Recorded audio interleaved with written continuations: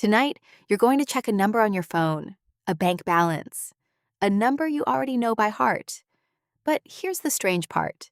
The people who scored highest on every test you ever took are often no richer than the ones who barely passed. Sometimes they're poorer. That's not an accident. Consider Isaac Newton, a man who invented calculus almost as a hobby.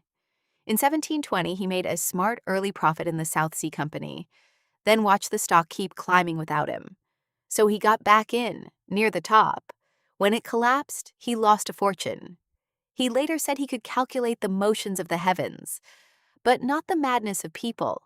That's the first clue. Intelligence measures how well you process information. Money often punishes you for processing it the way everyone else does. Here's the second clue. Psychologist Daniel Kahneman won a Nobel Prize studying decisions, not equations. One finding, loss aversion, shows losing $100 hurts almost twice as much as gaining 100 feels good.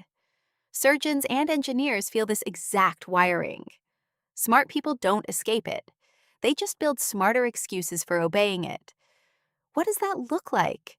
A brilliant engineer who understands compound interest perfectly on a whiteboard, but never opens the retirement account sitting right in front of them.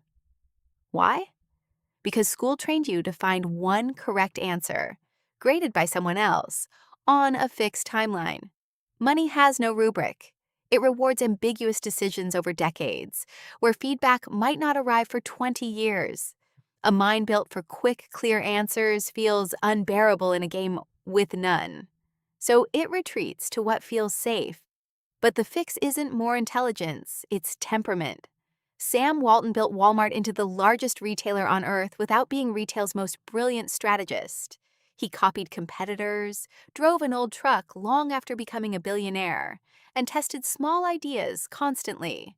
Wrong in public without shame. He treated being wrong as information, not humiliation. That distinction matters more than any test score.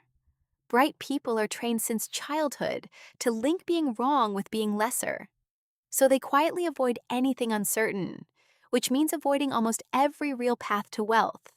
Because wealth requires being wrong in public, repeatedly, before getting it right.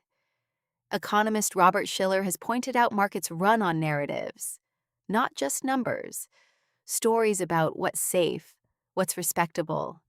Many sharp minds absorb one early. The chasing money is beneath serious people. It feels wise. It functions like a locked door they never try to open. So, what breaks the pattern? Rarely a new fact. Almost always a new habit around discomfort. Ray Dalio built Bridgewater into one of the largest hedge funds alive, and he said his edge came less from genius and more from building systems that forced him to test his beliefs against reality and adjust fast when he was wrong. He made huge public mistakes early on, including one that nearly sank his firm. What saved him wasn't a higher IQ, it was refusing to let one failure define him.